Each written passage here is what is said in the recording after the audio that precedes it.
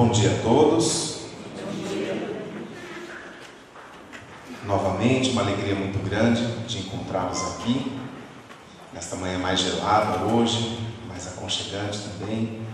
E a gente teve essa mudança de agendas, que o domingo que vem, que é o Dia dos Pais, o Leopoldo tinha me convidado para fazer a palestra com o tema do Dia dos Pais, mas aí veio essa agenda do coral, e a gente acabou não fazendo um tema específico para o Dia dos Pais no próprio dia. Então, ele me convidou para que hoje, antecipando um pouquinho a data, a gente pudesse dar um recado para os pais e colocar um pouco do olhar da doutrina espírita sobre essa figura tão importante. Eu tive a satisfação também de fazer um especial para o Dia das Mães, não foi aqui no SEAC, mas em outros centros. E agora eu tenho esta honra de falar com os meus colegas, com os pais. E para mim, em especial, acaba sendo um momento muito importante. Eu tenho mais tempo de vida nesta encarnação sem o meu pai do que o tempo que eu vivi com ele. Já passou mais tempo sem a presença dele do que o tempo que ele ficou comigo. Isto não deixa de ser significativo para mim. Foi um período razoável que ele ficou comigo, foram 21 anos. Então vocês já sabem que eu tenho mais de 42, né? Que se dobrar e colocar mais um pouquinho. Então foi um período em que foi muito importante, mas muitas coisas não foram vividas com a presença física dele. Toda vez que eu falo que foi um tempo maior sem ele, todo mundo, sabendo que eu sou espírita, fala: mas ele estava com você? Eu tenho certeza que sim. E a doutrina, ela é maravilhosa para nos preparar para estas ausências da vida. Mas não quer dizer que a saudade não fica. Não quer dizer que há momentos em que isso fica mais apertadinho aqui no coração e você não sinta a falta da pessoa. Mas você pensa com amor, como a doutrina nos orienta. Pense com amor, com uma saudade gostosa de coisas boas que foram vividas. E hoje, pela primeira vez, eu falo sobre o Dia dos Pais. Eu falo sobre esta missão tão linda que nos foi dada. E Deus foi muito bom comigo. Porque se ao mesmo tempo que Ele permitiu a ausência do meu pai nesta encarnação comigo a partir de um determinado momento, em outro momento, quase que em seguida, se a gente for olhar para a eternidade do Espírito, não é nada, um pouquinho de tempo depois, eu tornei-me pai. E aí o ciclo da vida começou a operar e coisas maravilhosas começam a acontecer nesse momento. E assim a gente vai enxergando esses mecanismos da natureza, da lei divina. E aí, quando eu fui pensar sobre esta data e sobre este papel que nós recebemos de pais, se a gente for pensar, é algo de uma profundidade muito grande recebermos humildemente, mesmo que por alguns instantes de uma encarnação, podemos ter este mesmo termo que é o do nosso Pai superior. Mesmo que a distância seja inalcançável em relação à bondade, a benevolência, a inteligência suprema, por alguns instantes, Ele emprestou para nós a possibilidade de sermos chamados de pais.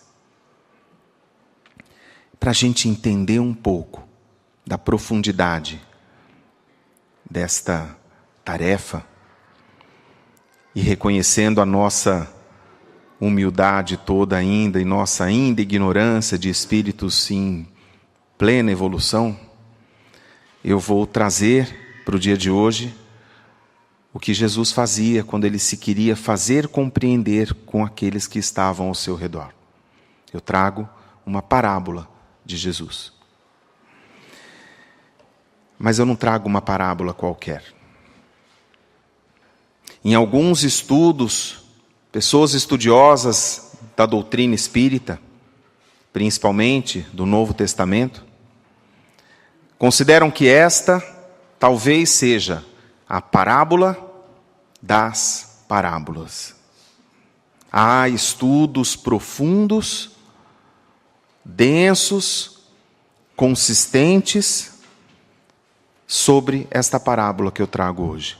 Tem tanto ensinamento em cada palavra desta história contada por Jesus, que nós poderíamos fazer seminários, analisando cada termo utilizado pelo Mestre nesta história.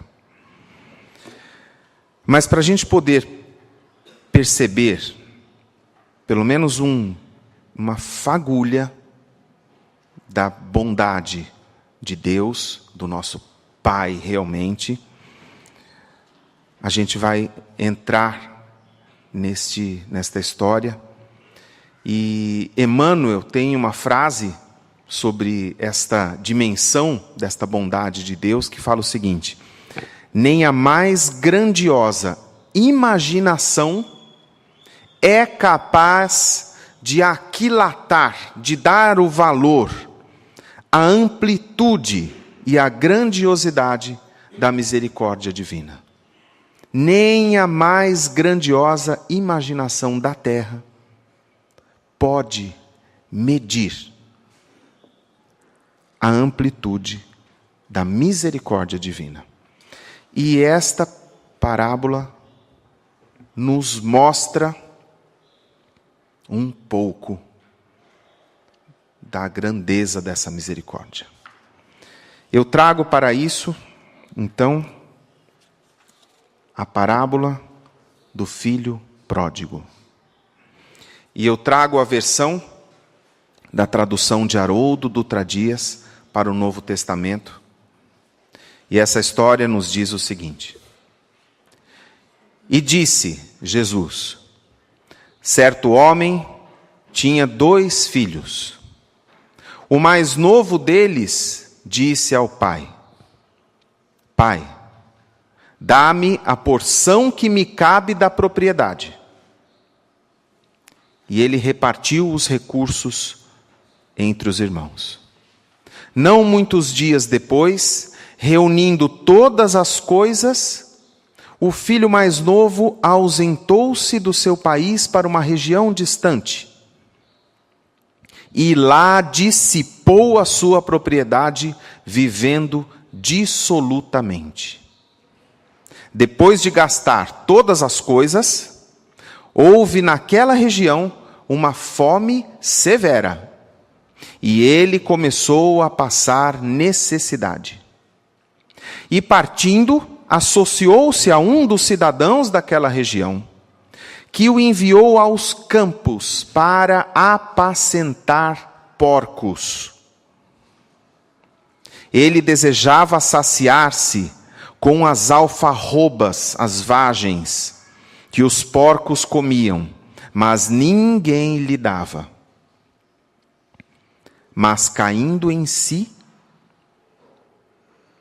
ele disse: quantos assalariados do meu pai têm abundância de pães, e eu aqui pereço de fome. Após levantar-me, irei ao meu pai e lhe direi: Pai, pequei contra o céu e diante de ti. Não sou mais digno de ser chamado de teu filho. Faze a mim como um dos seus assalariados. Levantando-se, dirigiu-se ao seu próprio pai. E ele, estando ainda longe, seu pai o viu.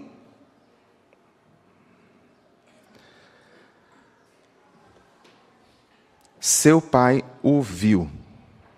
Está tão pequena a letra aqui. Cadê? Aqui. Seu pai o viu, compadeceu-se e correu. Lançou-se sobre o pescoço do filho e o beijou repetidamente. Disse-lhe o filho: Pai, pequei contra o céu e diante de ti. Não sou mais digno de ser chamado de teu filho. Disse o pai para os seus servos: Trazei para fora a principal túnica e vestiu. Dai um anel para a sua mão e sandálias para os pés. Trazei o novilho cevado. Sacrificai-o e nos deleitemos comendo-o, porque este meu filho estava morto e reviveu. Estava perdido e foi encontrado. E começaram a deleitar-se. O seu filho mais velho, porém, estava no campo, trabalhando. Assim que chegou e se aproximou da casa, ouviu música e danças. Convocando um dos seus servos, informava-se sobre o que seria aquilo. E o servo lhe disse: O teu irmão chegou, e teu pai sacrificou o novilho cevado, porque o recuperou saudável. Ele ficou irado e não quis entrar na festa. O seu pai, porém, saindo, o exortava. E em resposta ao seu pai disse: Eis que te sirvo há tantos anos. Jamais negligenciei um mandamento teu, e nunca me deste um cabrito para deleitar-me com os meus amigos. Quando chegou este teu filho, que devorou todos os seus recursos com prostitutas, sacrificaste para ele um novilho cevado. Ele, porém, disse: Filho, tu estás sempre comigo, e todas as coisas minhas são tuas. Era necessário, porém, nos deleitarmos e alegrarmos, porque este teu irmão estava morto e reviveu, estava perdido e foi encontrado. Olha que história deste filho pródigo.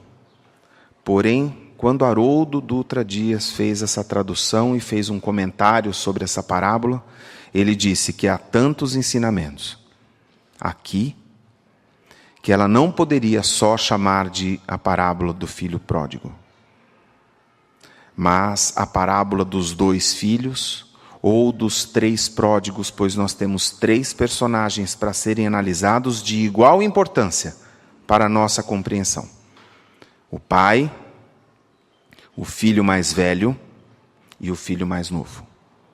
Mas nós não conseguiremos analisar esta parábola se nós estivermos aqui com a nossa cabeça em 2017, no século 21. Nós temos que fazer uma volta de 2000 anos. Nós temos que entender e colocar a nossa cabeça no funcionamento da sociedade da Palestina do século I, para que a gente consiga entender todos os ensinamentos contidos nesta parábola. Então, eu faço um convite para vocês. Vamos fazer essa viagem de 2000 anos? Vamos entender como que funcionava essa sociedade há 2000 anos? Topam? Então vamos lá. Na Palestina do século I, a sociedade era estritamente patriarcal. Nesta época, as pessoas eram profundamente ligadas à sua terra. Aquilo era tudo que eles tinham. Levavam a vida pelo cultivo dos grãos, pela criação dos rebanhos de várias espécies, ovelhas, coelhos, cabritos, bois, gado bovino, porcos. A vida deles era aquilo.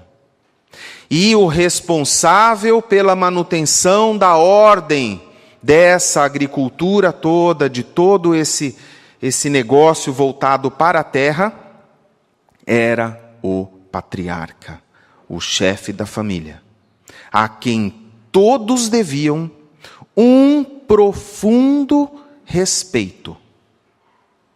Era a pessoa mais respeitada da aldeia. O patriarca, o ancião, o chefe de família. Mas nós estamos falando de terras muito pequenas, de aldeias muito pequenas. Nazaré, que é a aldeia onde Jesus nasceu, é, segundo os historiadores, uma aldeia de, no máximo, 100 casas. De, no máximo, 100 famílias. Passe ao redor do seu quarteirão e conte quantas casas tem naquele quarteirão. Quantas terão? 5, 6 casas. 5, 6 casas, 5, 6 casas. Vamos colocar 20 casas nesse quarteirão? Coloque mais 4 quarteirões. Esses 5 quarteirões era a aldeia de Nazaré. Então, tudo que a gente pensa de cultura, de respeito, de tratamento entre as pessoas, numa aldeia de apenas 100 famílias, é muito diferente do que uma cidade como Bauru, de mais de 300 mil habitantes. Nenhum bairro tem menos de 100 famílias. Se pensarmos numa grande cidade, então, os costumes são inimagináveis ao compararmos com uma aldeia. Então, neste cenário que nós estamos, dessa Palestina do século I, Jesus falava para os camponeses que viviam desta forma. Então, ele tem que usar uma linguagem e se apropriar de costumes que eles pudessem entender. Por isso que eu estou conduzindo essa viagem, para que a gente entenda a profundidade e a relevância de cada termo que ele vai usar nessa parábola. É a linguagem que os camponeses que viviam daquele jeito entendiam. Então, a primeira parte importante que nós falaremos sobre esta parábola é a antecipação da herança que o filho mais novo pediu. Nos dias de hoje, isso não teria tanta relevância. Nos dias de hoje, esse fato, um filho chega, se forma numa faculdade, chega para o pai e fala assim, olha, a parte que eu teria direito do que você acumulou, você pode me dar agora, porque eu vou começar a minha vida? Há algum problema nisso? Há algo de extraordinário nisso? Não.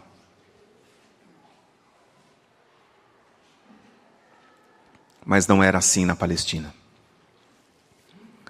A divisão das terras só poderia acontecer em um momento. Qual momento que é esse? Na morte do patriarca. Apenas neste momento que as terras poderiam ser divididas. E aí o filho chega e fala, o mais novo disse ao seu pai, meu pai, dá-me a porção que me cabe da propriedade. Ele está neste momento declarando para a sociedade a morte do pai dele para si. Ele está neste momento apartando o pai de sua vida e declarando a morte do pai. A divisão da herança significa a morte do pai. Apenas para este pedido, o crime cometido por este filho, a ofensa cometida por este filho ao pai, já é passível de uma punição por apedrejamento, por declarar a morte de seu pai a partir dessa divisão. Mas Jesus nos conta que poucos dias depois, o filho mais moço, ajuntando tudo que era seu, partiu para um país distante.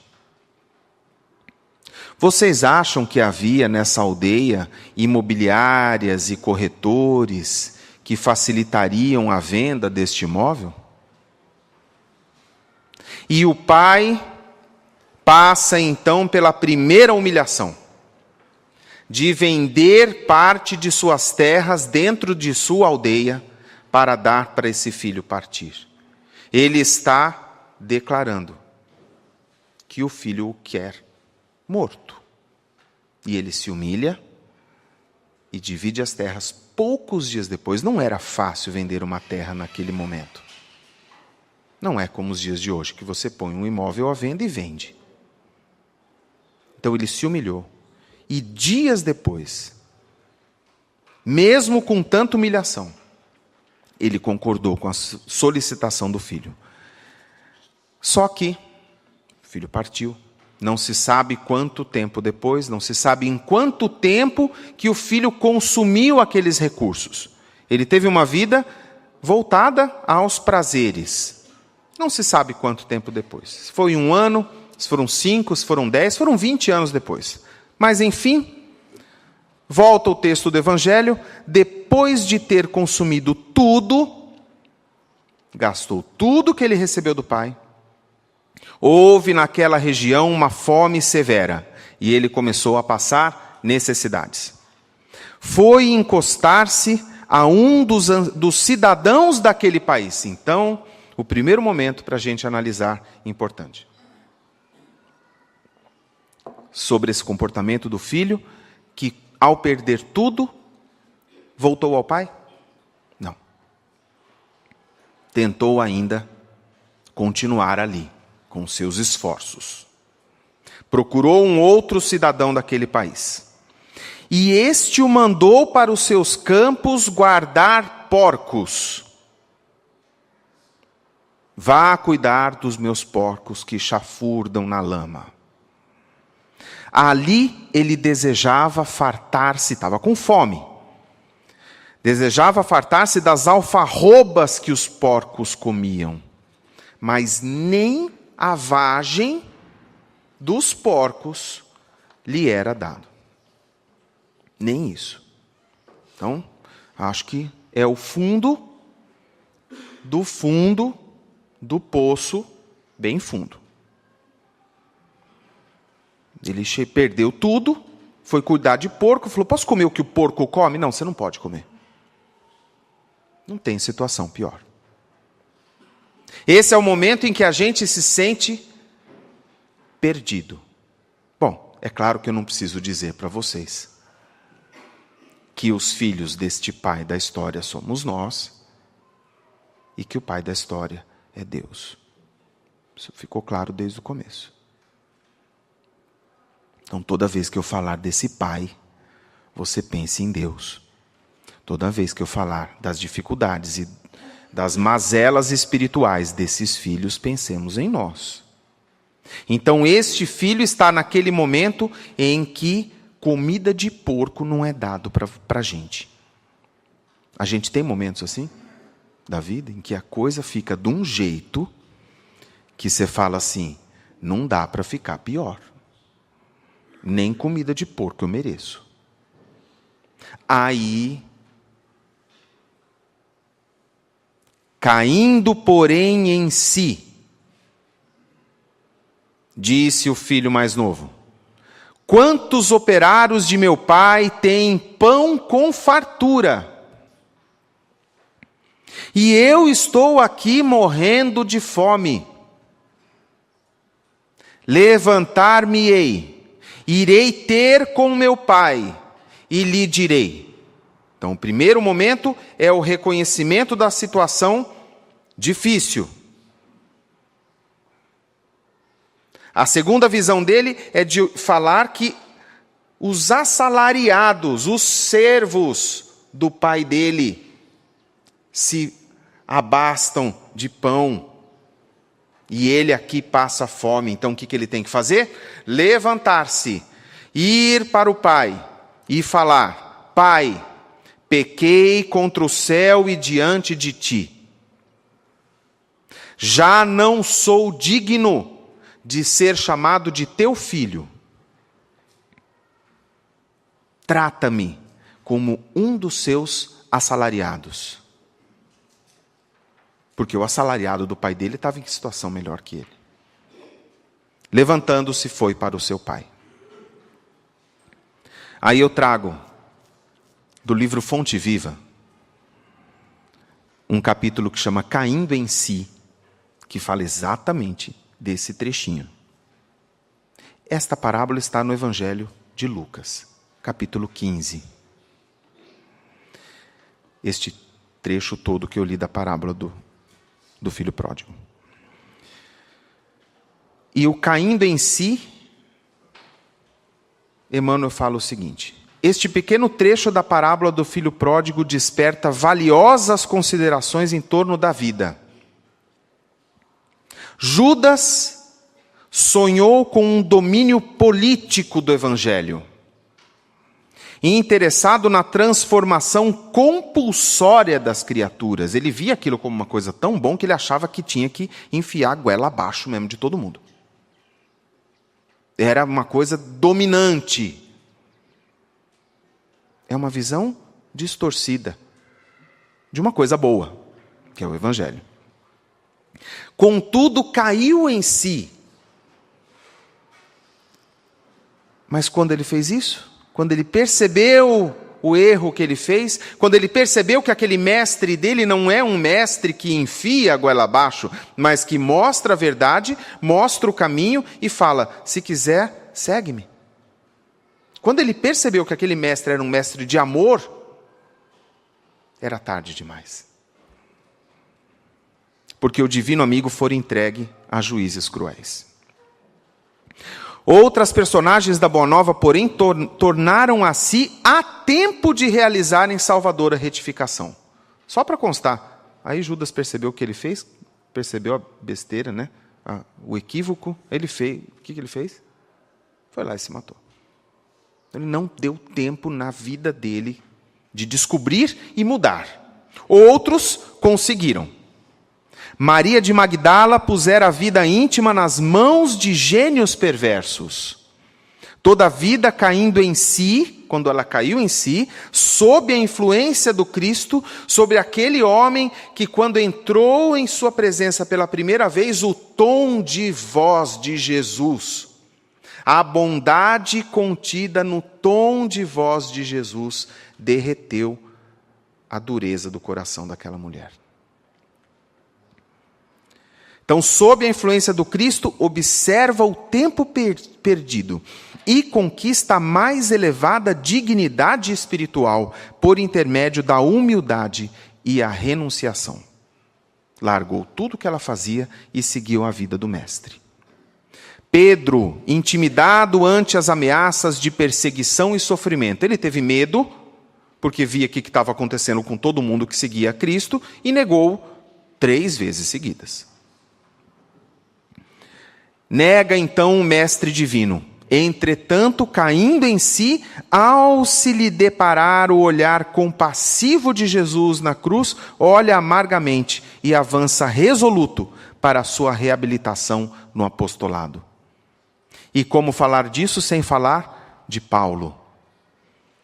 Paulo confiasse a desvairada paixão contra o cristianismo e persegue furioso todas as manifestações do evangelho nascente. No entanto, caindo em si, perante o chamado sublime do Senhor, lá naquele episódio da estrada de Damasco, penitencia-se dos seus erros e converte-se num dos mais brilhantes colaboradores do triunfo cristão.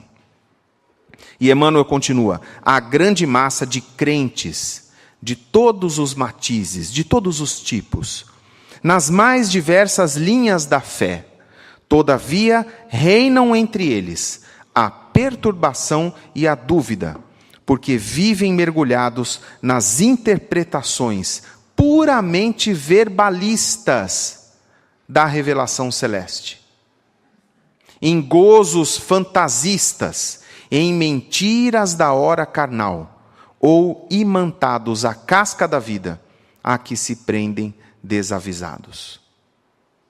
Para estes, a alegria é o interesse imediatista satisfeito, e a paz é a sensação passageira de bem-estar do corpo de carne, sem dor alguma. Ninguém quer sofrimento, né?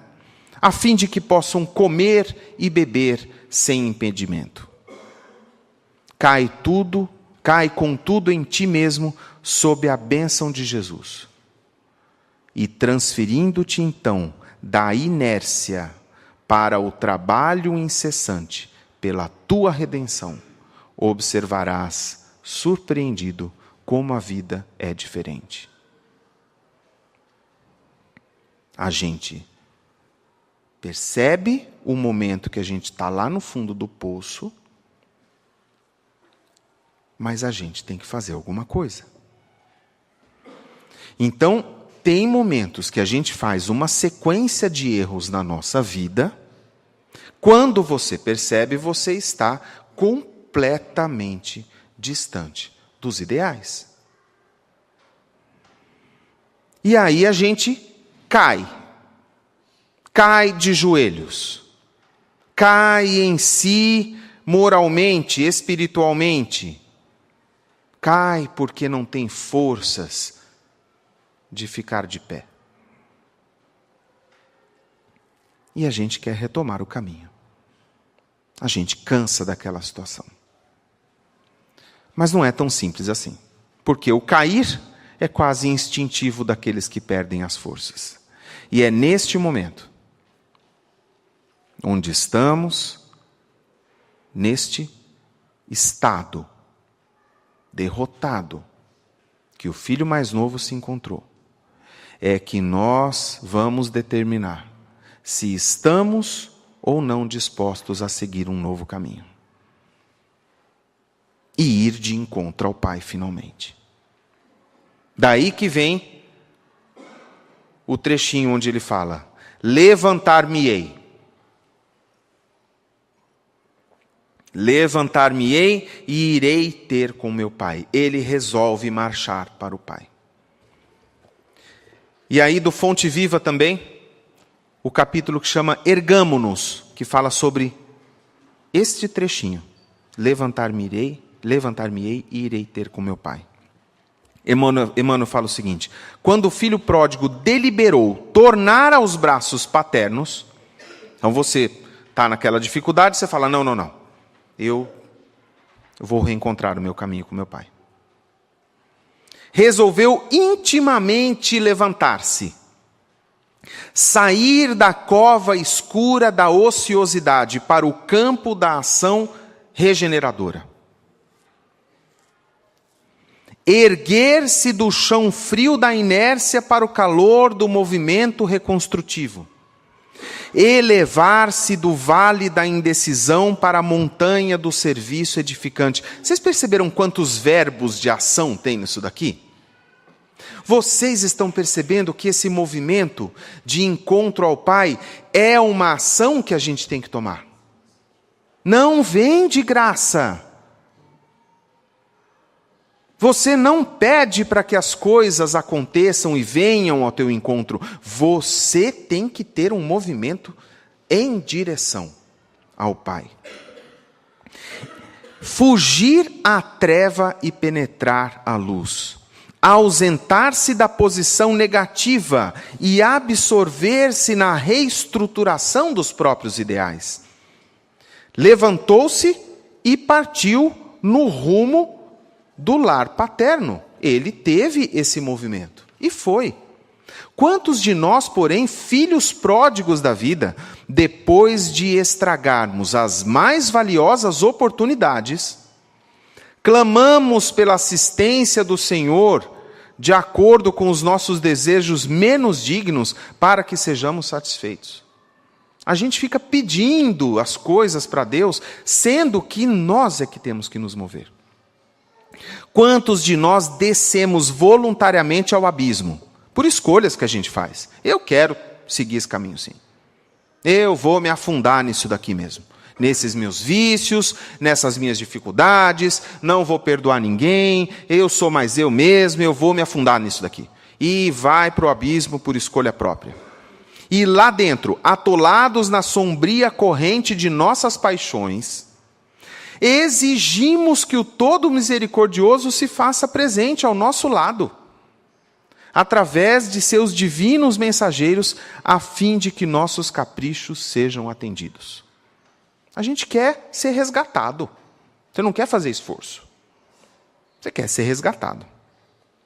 Se é verdade, no entanto, que nos achamos empenhados em nosso soerguimento, coloquemo-nos de pé e retiremo-nos da retaguarda que desejamos abandonar.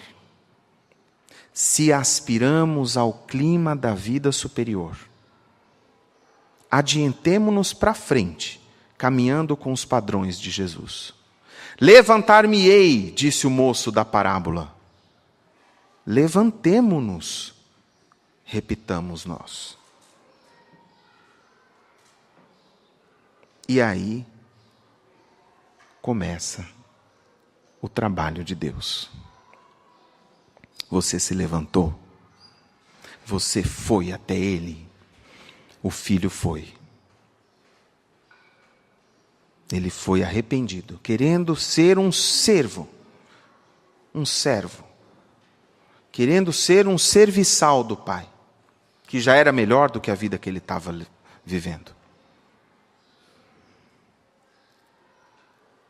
Ele chegou na aldeia, e ele estava lá longe.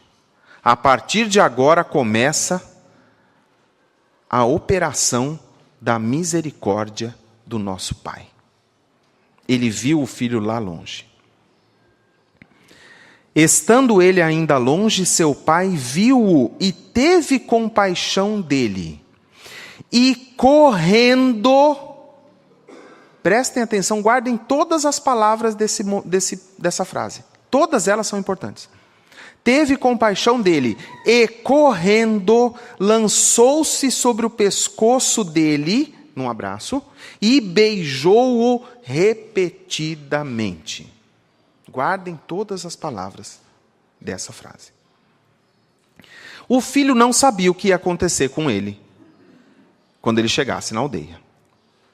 Ele sabia o erro que ele tinha cometido.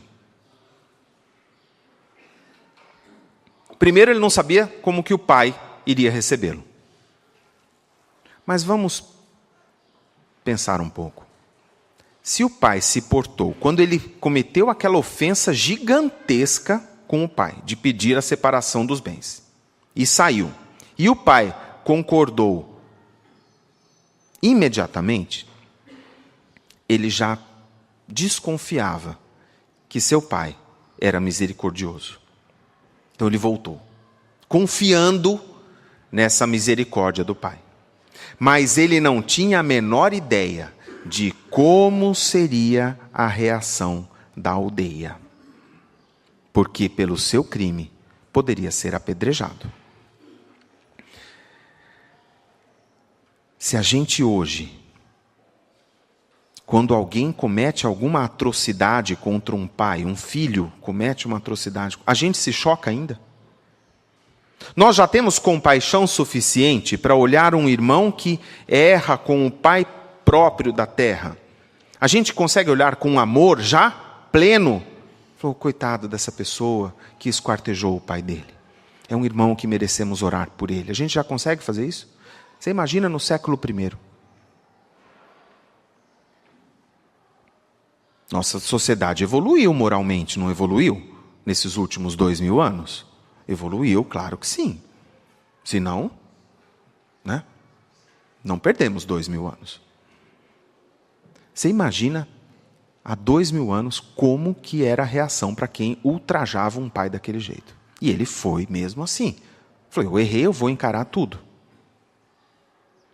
Segunda coisa. Um ancião, um patriarca nesta região, neste período, neste tempo, ele era reconhecido, a sua envergadura de nobreza, de seriedade, de altividade, de serenidade, era medida pelo seu andar. Você nunca poderia ver um ancião a passos largos. Correndo, se um ancião chegar e sair correndo aqui, você sai correndo também. Alguma coisa muito grave aconteceu. Eles andavam, não andavam de calça jeans, tênis de corrida, nada disso. Eles andavam de túnicas longas. Se corresse, até tropicava e caía, né? Cajados. Então, a forma como um ancião caminhava era o que determinava a sua postura, o seu olhar sereno para as coisas, o jeito de falar. Quanto mais nobre o ancião, mais calmo ele falava com as pessoas. Você não via um ancião esbravejando, com um movimento brusco das mãos, a gritar com as pessoas. Um ancião era calmo. E toda vez que havia algum problema na aldeia, uma disputa judicial, alguma coisa que duas pessoas precisavam resolver, um mediador era chamado. Um mediador era chamado para determinar o que daquela questão. Olha, isso aconteceu aqui, acho que melhor você ficar com o boi, você fica com os cabritos. Pronto, está decidido, está certo. Como era selada a decisão de um acordo? Um beijo na face. Um beijo na face. Bom, vocês entenderam esse momento, então, todo que eu falei desse funcionamento dessa cultura. Agora eu vou ler de novo aquela frase. Estando ele ainda longe, o filho estava lá longe, o pai viu. Seu pai viu-o e teve compaixão dele, e correndo, a aldeia viu aquele ancião correndo e falou, pelo amor de Deus, o que está acontecendo? Ele saiu correndo, lançou-se sobre o pescoço do filho e beijou-o repetidamente. Ele declarava naquele momento para a aldeia, todos os erros do meu filho estão perdoados. Todos os erros que o meu filho possa ter cometido estão perdoados neste momento. Mas não para por aí. Ele ainda fala o seguinte, porque quando o filho, ele faz tudo isso, ele ouviu alguma palavra do filho? Ele sabe qual foi a justificativa do filho? Ele perdoou incondicionalmente. Este foi o tamanho da misericórdia que ele deu ao filho. Jesus demonstra nesse momento a figura de um pai extremamente amoroso e misericordioso, cujo perdão e bondade são infinitos. Depois daqueles beijos todos, o filho diz: Pai, pequei contra o céu e diante de ti. Já não sou digno de ser chamado de teu filho. Eu queria, quando ele ia falar que ele queria trabalhar como serviçal, ele não falou isso. Ele pensou isso lá atrás. Aquilo era ele armando o discurso que ele queria trabalhar como assalariado do pai. Ele não teve tempo de falar isso. Antes disso, o pai interrompeu e falou assim, pegou os seus servos e falou assim: trazei-me depressa a melhor roupa. Quem que usa a túnica de festa? Os anfitriões.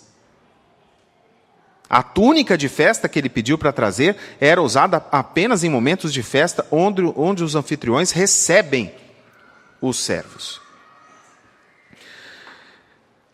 Vestiu e dai um anel para a sua mão. Anel é o anel da família. Ele está incorporando o filho na família novamente. Essa é a misericórdia que Deus tem para nós. E sandálias nos pés. Quem que usa sandália? O patriarca e os filhos. Os servos andam de quê? Descalços. Então veste meu filho como meu filho. Trazei também o novilho cevado. Como vocês acham que funcionava o sistema de armazenamento de carne naquela época? Você acha que tinha freezer? Geladeirinha? Frigobar? Um cooler com um gelo ali para a gente poder guardar uma carne? Matou?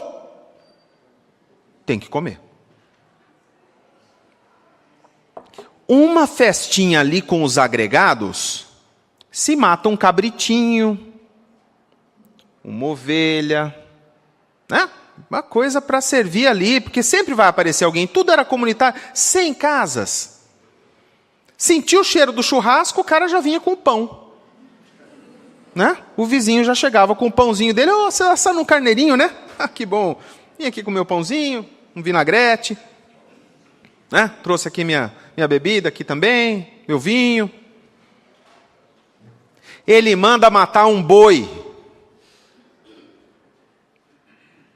O boi cevado. O que ele está querendo dizer para aquela aldeia? Matando um boi, ele está falando: venham todos receber o meu filho que eu perdoei. Venham para a bonança de comida que eu estou oferecendo, porque eu quero que todos vocês vejam a graça que eu concedo a todos aqueles que vêm até mim. Esta é a mensagem que ele quis passar.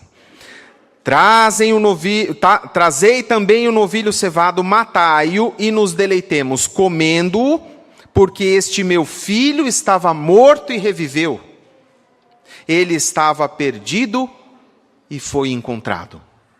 E começaram a regozijar-se. Mas aí entra a figura não menos importante deste episódio. O filho mais velho. Que a gente não fala dele. A gente costuma analisar a parábola do filho pródigo, olhando o filho que perdeu tudo, na gastação, nos prazeres e voltou arrependido. E o pai, espera aí que tem um outro personagem que a gente tem que analisar. Seu filho mais velho estava no campo, estava lá trabalhando. Ele ficou, né, com o pai. Ele quis sair com o pai, pediu divisão dos bens. Só um detalhe. Lembra que eu falei lá atrás que toda contenda tem um mediador? Lembra? Esse mediador, no caso de um pai e de um filho, sabe quem que é? O filho mais velho. E este filho mais velho deveria ter interferido nessa questão. Deveria ter falado assim: você não vai agora, você vai ficar aqui junto com a gente. Mas era interessante para ele. Primeiro, 2 filhos não reparte igual. O filho mais velho é o representante do pai. É o porta-voz do pai na falta do pai. A herança dele é maior. Se você tem 2 filhos, você pega a sua herança e divide em 3. O filho mais velho fica com 2 partes. Esse filho já saindo e indo embora, para ele ficou bom. E ele se omitiu naquela intervenção que ele poderia ter feito.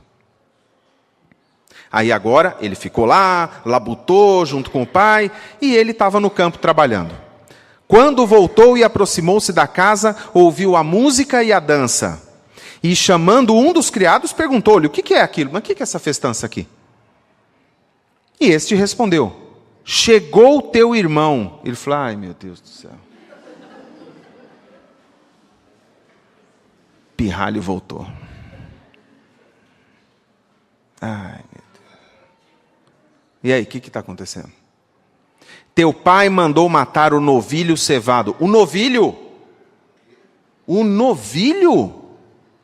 O que estava gordo lá, engordando? Mandou matar aquele lá. Ele ficou irado e não queria entrar. Não quis entrar. Mas Deus escolhe os filhos pelos quais Ele joga o sol todas as manhãs? Deus escolhe se a chuva vai cair sobre justos ou injustos? Deus tem mais amor por um filho do que por outro? Não. Que atitude devia ter tomado esse filho, mesmo que ele tivesse descontente? Ele deveria procurar o pai. O pai é o respeitado. É a pessoa que você tem que dever todo o respeito. O filho chega e fica lá fora. O que o pai, que é benevolente, que é amoroso, faz? Foi ter com o filho. Saindo o pai procurava conciliá-lo. O pai ainda foi trazê-lo para cá. Vem cá, meu filho. Estamos em festa, pois teu filho voltou. Mas ele respondeu ao seu pai. Primeiro, ele já respondeu de cara. Não pode responder de cara. Tem que falar: pai.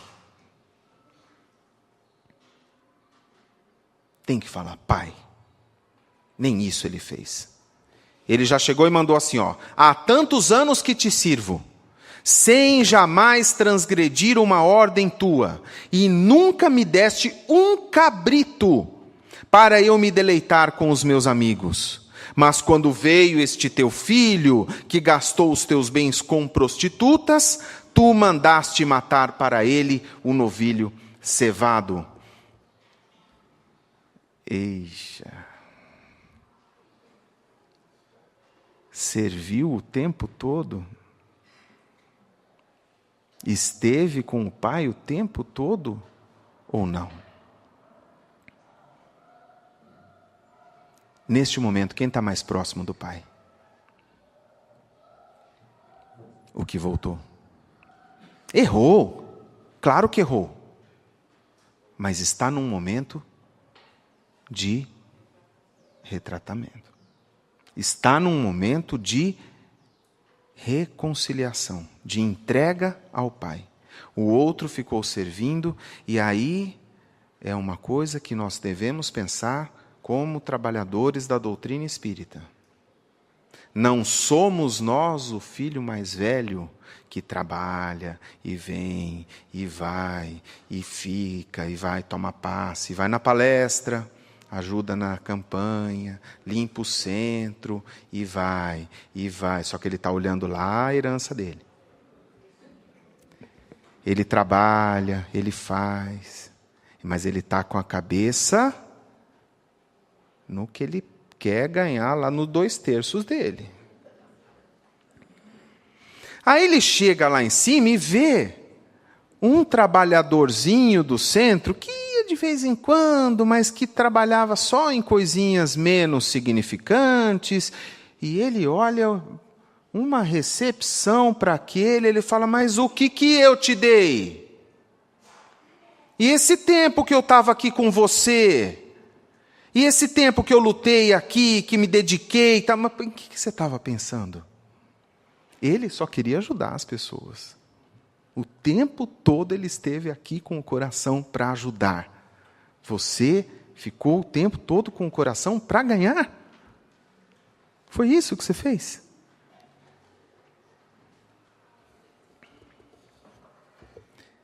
O livro Pão Nosso tem um capítulo que chama O Filho Egoísta, e o livro Palavras de Vida Eterna tem um capítulo que chama Filho e Censor. Eu juntei os dois para falar, onde Emmanuel fala o seguinte: a parábola não apresenta somente o filho pródigo, mas aguçada atenção, se você olhar com mais detalhes, encontraremos o filho egoísta.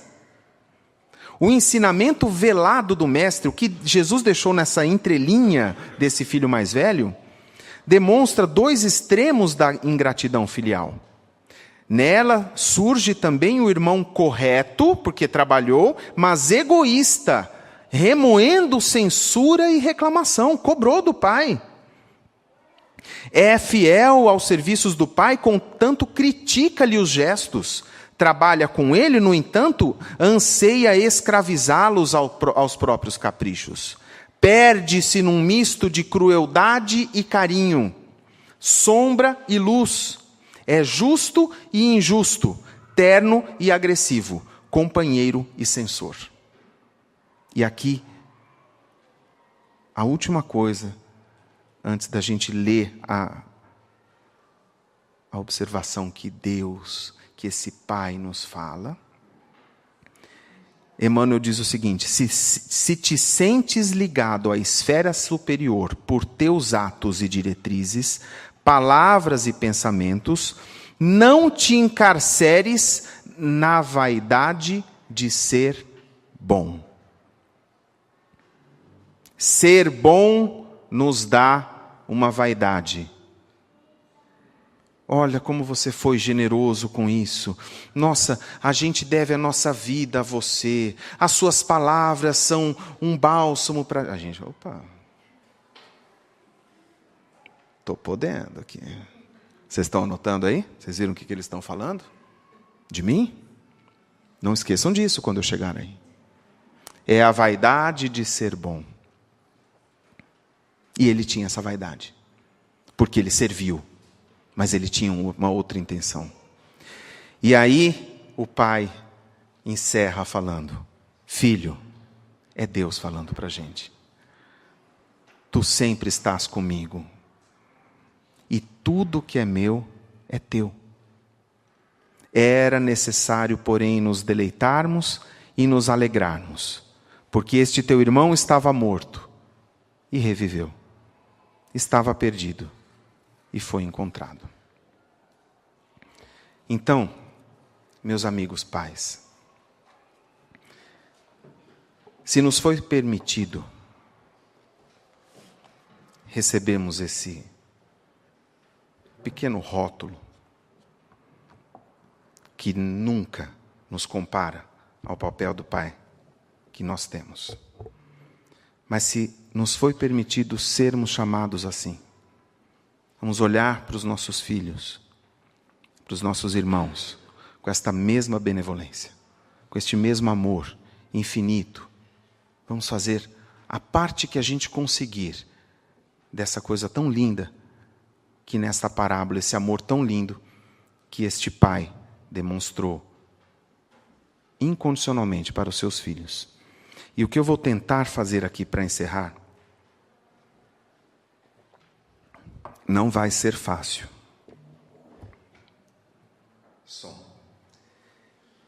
Isso que eu vou tentar fazer, essa música que eu vou tentar cantar, eu mal podia ouvi-la. Tamanha emoção que me provocava. Então, eu vou tentar trazê-la para a gente encerrar essa homenagem antecipada aos pais. Então, qualquer falha, eu peço antecipadamente o perdão de vocês.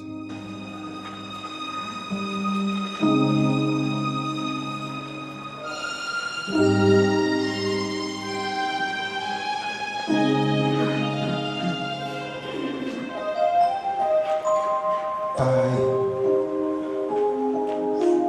pode ser que daqui a algum tempo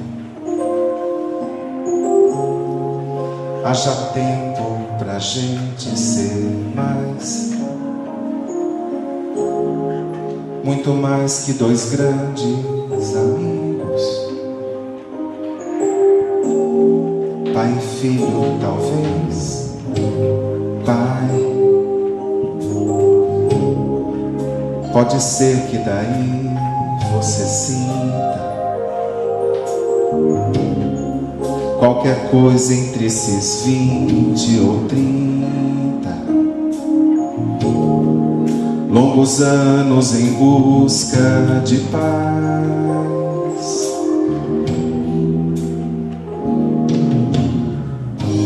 Pai, pode crer, eu tô bem, eu vou indo, tô tentando, vivendo e pedindo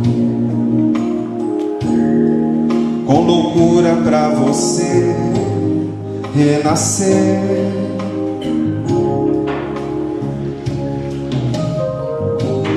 Pai,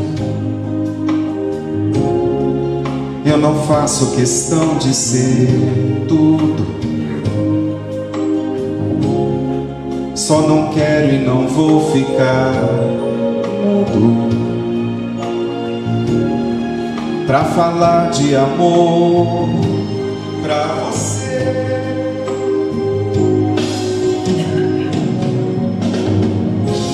Pai, senta aqui que o jantar tá na mesa. Fala um pouco, tua voz tá tão presa. Nos ensina esse jogo da vida, onde a vida só paga pra ver.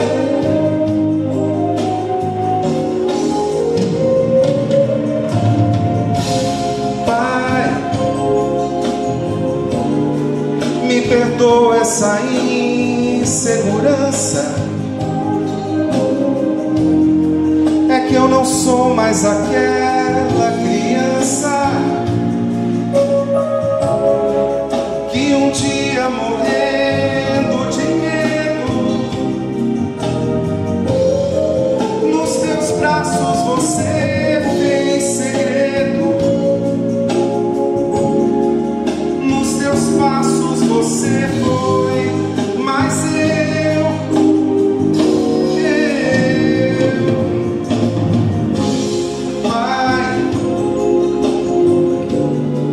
eu cresci, não houve outro jeito. Quero só recostar no teu peito pra pedir pra você ir lá em casa e brincar de vovô com meu filho no tapete da sala de estar.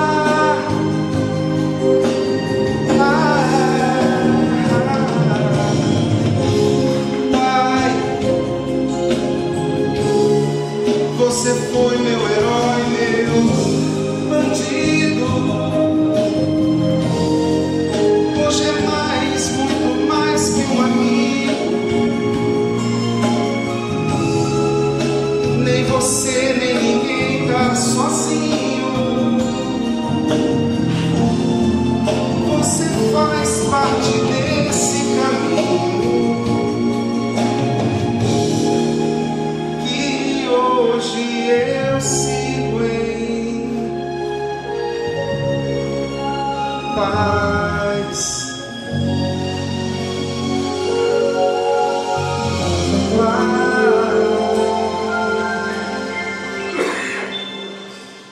Obrigado,